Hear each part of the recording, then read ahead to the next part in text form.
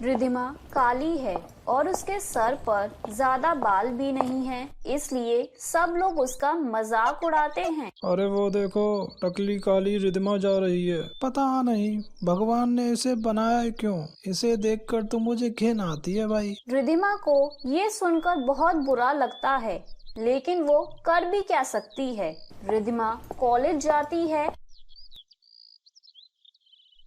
और हमेशा सहमी सहमी सी रहती है। उसे ये डर लगा रहता है कि कोई से कुछ उल्टा सीधा ना बोल दे। कॉलेज में टीचर भी रिधिमा की टांग खींचते हैं। रिधिमा, इसका आंसर बताओ। रिधिमा खड़े होकर कहती है, पता नहीं सर, मैं भूल गई। याद क्या रहता है तुम्हें? पढ़ाई लिखाई में मन है? हाँ सर, पढ़ती तो हूँ। पढ़ती हो तो भूल क्यों जाती हो? सर पर बाल नहीं है इसलिए सर से निकल जाता है सब कुछ। ये सुनकर पूरा क्लास हंसने लगता है। रिधिमा की आंखों से आंसू बहते हैं, लेकिन उससे बाकियों को क्या, वो लोग तो सिर्फ रिधिमा का मजाक बनाना चाहते थे। रिधिमा को अपने घर पर भी शांति नहीं मिलती है, क्योंकि घर में उसकी सौतेली माँ मनोरमा उसे चैन से जीने नहीं देती है। आइए महारानी साहिबा, आइए, कॉलेज से डिग्री फाड़ कर आ रही हैं। महारानी साहिबा, काली मनहूस कहीं की पूरा दिन कॉलेज में बिता देती है और घर का सारा काम मुझे करना पड़ता है। माँ, मैं घर का सारा काम करने के बाद ही तो कॉलेज जाती हूँ। अच्छा, तो महारानी साहिबा अब जबान भी लड़ाने लगी है। तेरी मरी हुई माँ ने तुझे यही सिखाया है? अपनी मरी हुई माँ के बारे में उल्टा सीधा सुनकर रिधिमा को बहुत बुरा लगता है। वो अपने कमरे में जाकर अपनी माँ की तस्वीर के सामने रोती है। रिधिमा को घर का सारा काम करना पड़ता था और काम में जरा सी भी गलती होने पर उसकी सौतेली माँ उसे खूब मारती थी। रिधिमा दर्द से चिल्लाती है, माँ, दया करके मुझे छोड़ दीजिए। माँ, बहुत दर्द हो रहा है। माँ, मुझे मत मारो। माँ, ज्यादा जुबान चलने लगी है ना तेरी, आज मैं तेरी जुबान ही खींच लूंगी। जब मनोरमा का पीट पीट कर मन भर जाता है, वो बेचारी रिधिमा को छोड़ देती है और बेचारी रिधिमा अपने कमरे में जाकर अपनी माँ को याद कर कर फूट फूट कर रोने लगती है। मनोरमा की एक बेटी है जिसका नाम खुशबू है। वो खूबसूरत और गोरी है, इसलिए उसे अपनी खूबसूरती का बहुत घमंड है। इस दुनिया में मेरे जैसी खूबसूरत कोई और नहीं। कॉलेज में सारे लड़के मुझ पर फिदा हैं। रिधिमा और खुशबू एक ही कॉलेज में पढ़ते थे। कॉलेज में खुशबू का एक ग्रुप है और उन लोगों के साथ मिलकर खुशबू रिधिमा को परेशान करती है। दोस्तों, आज गंजी रिधिमा कॉलेज आने वाली है। आज हम उसके पीछे इस कुत्ते को छोड़ देंगे, बहुत मजा आएगा। कुछ देर बाद रिधिमा कॉलेज में आती है और देखती है कि खुशबू और उसका ग्रुप एक कुत्ते को लेकर खड़े हैं। क्या बात है, तुम सब लोग मेरी तरफ ऐसे क्यों देख रहे हो? क्योंकि हम तेरा ही इंतजार कर रहे थे। बहुत दिन हो गए तेरे साथ हमने कुछ नहीं किया, मगर आज करेंगे। काली बंदरिया, शेरू जा, रिधिमा को दौड़ा दौड़ा कर मजा चका करा। ये बोलकर खुशबू उस कुत्ते को छोड़ देती है। वो कुत्ता रिधिमा का पीछा करने लगता है। रिधिमा बहुत तेज भागती है और वो भागते भागते गिर जाती है। गिरने के बाद ही वो खून की उल्टी करने लगती है और उसके बाद वो बेहोश हो जाती है। अरे ये क्या, कहीं ये मर तो नहीं गई? मरने दे, ये चीकर भी क्या करेगी। खुशबू को कोई फर्क नहीं पड़ा। वो क्लासरूम में चली गई। सिर्फ खुशबू को ही क्यों, किसी को भी कोई फर्क नहीं पड़ा। सभी लोग अपने कामों में व्यस्त हो गए। कॉलेज के सिक्योरिटी गार्ड ने रिधिमा को इस हालत में देखा। अरे ये क्या, इस लड़की को तो अभी हॉस्पिटल ले जाना होगा। सिक्योरिटी गार्ड रिधिमा को तुरंत हॉस्पिटल ले गया और वहाँ चेकअप के बाद रिधिमा को होश आया। डॉक्टर साहब ने कहा, आपके लिए एक बुरी खबर है। क्या डॉक्टर साहब? आपको कैंसर है, वो भी ब्रेन में। ये सुनकर रिधिमा को सदमा सा लगा। वो रो पड़ी।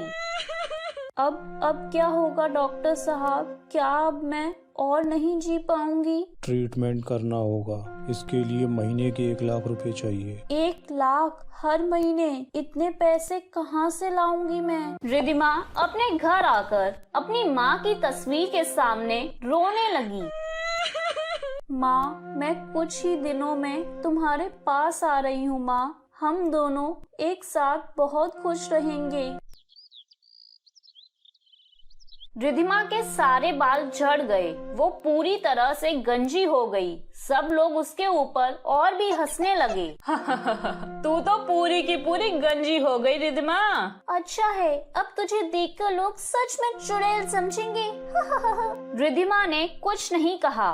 उसने बड़ी हिम्मत करके मनोरमा से पैसे की बात की, लेकिन वो सुनकर मनोरमा गुस्सा हो गई। अरे तुझे शर्म नहीं आई पैसे मांगने में? निकल जा इस घर से, नहीं तो हमें भी कैंसर हो जाएगा। जा मर जा कहीं जाके। मनोरमा ने रिद्धिमा को घर से बाहर निकाल दिया। रिद्धिमा रोते हुए इधर उधर भटकने लगी। इस दुनिया में उसका कोई भी दोस्त नहीं है जो उसकी बुरे वक्त में मदद कर सके, इसलिए वो जंगल में चली गई। इस दुनिया से तो जंगल बेहतर है, मैं मरूंगी तो जंगल में ही मरूंगी। रिद्धिमा जंगल में बहुत अंदर चली गई और अचानक उसने देखा कि एक हिरन जख्मी हालत में पड़ा है। उसके पैर में किसी शिकारी का तीर लगा है। अरे बाप रे, ये क्या? इस हिरन को बचाना होगा। इतना बोलकर रिद्धिमा ने उस हिरन के पैर से तीर को निकाल दिया और उसके बाद जंगल से जड़ी बूटी लाकर हिरन के घाव पर लगा दिया। हिरन ठीक होकर खड़ा हो गया और रिद्धिमा को चाटने लगा। रिद्धिमा ने हिरन के सर पर हाथ फिराते हुए कहा, मैं तो जिंदा नहीं बचूंगी, इसलिए मुझे जान की कीमत पता है। तू अब अच्छे से अपनी जिंदगी को जी ले। रिद्धिमा रो ही रही थी कि तभी वहाँ जो हुआ रिद्धिमा ने कभी सोचा भी नहीं था।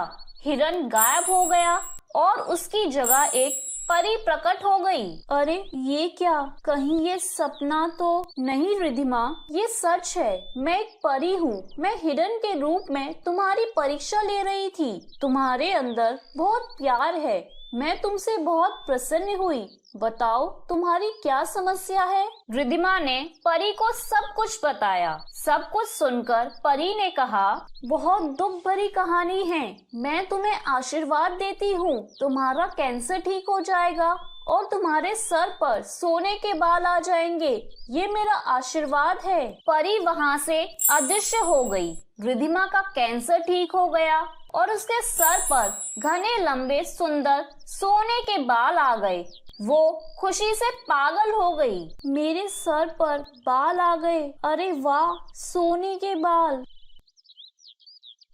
रिद्धिमा जंगल से निकलकर अपने घर जाने लगी और रास्ते में उसे देखकर लोगों के होश उड़ गए और जो लड़के उसकी ओर देखना भी नहीं चाहते थे, वो लड़के रिद्धिमा के सुनहरे बालों को देखकर उसके प्यार में पागल हो गए। अरे रिद्धिमा, तुम तो बिल्कुल बदल गई। यार रिद्धिमा, मैं तुमसे दोस्ती करना चाहता हूँ, मुझे अपना दोस्त बना लो। नहीं, मैं किसी ऐरे गैरे को अपना दोस्त नहीं बनाती। रिद्धिमा के सोने के बाल हैं। ये बात चारों तरफ फैल गई। खुशबू ने कहा, वो रिद्धिमा की बच्ची तो फेमस हो गई, सारे लड़के उसी के पीछे भाग रहे हैं, मुझे भी चाहिए सोने के बाल। खुशबू रिद्धिमा के पास गई और उससे सोने के बालों के बारे में पूछा। रिद्धिमा ने भी बता दिया कि जंगल में परी ने ही उसे ये बाल दिए हैं। खुशबू भी जंगल पहुंच गई और परी की खोज करने लगी। परी जी, सामने आइए। लेकिन सामने कोई नहीं आया। कुछ दूर चलते ही खुशबू को एक जख्मी हिरन दिखाई दिया। उसके पैर पर तीर लगा है और वो दर्द से तड़प रहा है। अरे ये क्या? ये हिरन तो मर रहा है। एक काम करती हूँ, इसे मारकर इसके सींग ले लेती हूँ, बहुत पैसे मिलेंगे। खुशबू ने उस हिरन को मारने की कोशिश की, लेकिन तभी वो हिरन परी में बदल गया और परी ने बड़े गुस्से से कहा, तुम लालची हो, तुम पापी हो, तुम्हें सजा मिलेगी। तुम्हें सोने के बाल चाहिए थे ना, मैं तुम्हें श्राप देती हूँ, तुम्हारे सारे बाल उड़ जाएंगे, तुम काली हो जाओगी, ये मेरा श्राप है। परी अदृश्य हो गई। खुशबू के बाल सच में चले गए और वो काली हो गई। ये क्या, अब मैं कैसे किसी को अपना चेहरा दिखा पाऊंगी? खुशबू रोती रही, उसे अपने किए की सजा मिल गई थी।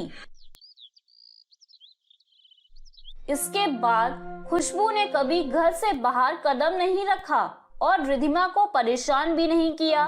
रिधिमा सोने के बाल लेकर घूमती रही और उसने एक अमीर लड़के से शादी कर ली और खुशी खुशी अपनी जिंदगी बिताने लगी। तो मेरे प्यारे दोस्तों, कैसी लगी आपको मेरी ये कहानी? मुझे कमेंट करके जरूर बताएं और इसे अपने दोस्तों के साथ शेयर करें। और हाँ दोस्तों, अगर आपने अब तक मेरे चैनल को सब्सक्राइब नहीं किया है तो जल्दी से नीचे वाला काला बटन दबाकर सब्सक्राइब कर लें। तो मिलती हूँ मैं आप सभी से फिर एक नई कहानी के साथ। तब तक के लिए आप अपना ध्यान रखें। बाय बाय दोस्तों।